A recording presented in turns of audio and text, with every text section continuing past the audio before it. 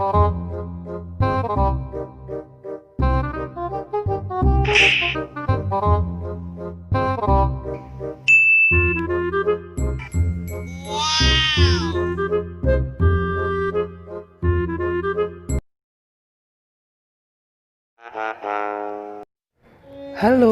aku Mbok Yem, konco sinau basa Jawa.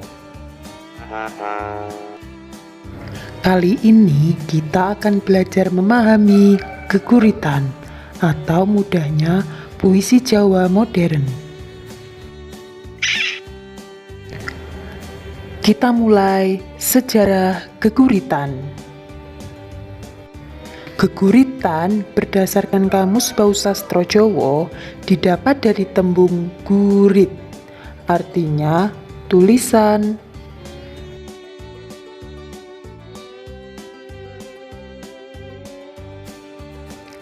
Menurut wujud dan isi puisi, geguritan dibagi menjadi dua corak.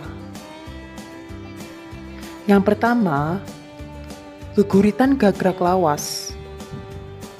Geguritan corak gagrak lawas yaitu geguritan yang penulisannya masih kuat dengan ciri-ciri aturan-aturan tertentu. Aturan apakah itu? 1. Dimulai dengan kata sun anggurit. Setiap ingin menulis geguritan, awalannya harus dikasih sun anggurit. Ini merupakan ciri-ciri geguritan gagrak lawas.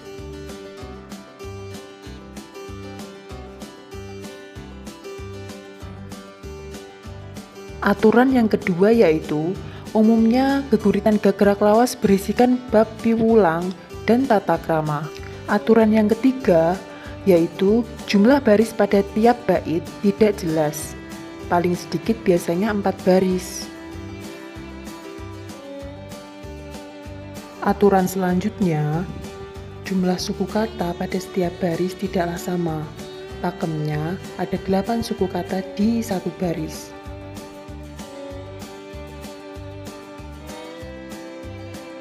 Aturan yang terakhir yaitu jatuhnya suara di akhir menggunakan purwakanti huruf swara. Nah, biasanya contohnya seperti ini. Kemudian kita akan belajar tentang corak yang kedua yaitu corak geguritan gagrak anyar atau modern yang biasanya saat ini kita pakai. Ciri yang pertama yaitu 1. Bebas, tidak terkait aturan pakem seperti yang ada di gagrak lawas. Ciri yang kedua yaitu bahasanya pilihan, biasanya menggunakan lelewaning basa atau gaya bahasa dan juga diksi. Nah, jadi itu tadi perbedaan antara jenis geguritan gagrak lawas dan geguritan gagrak anyar.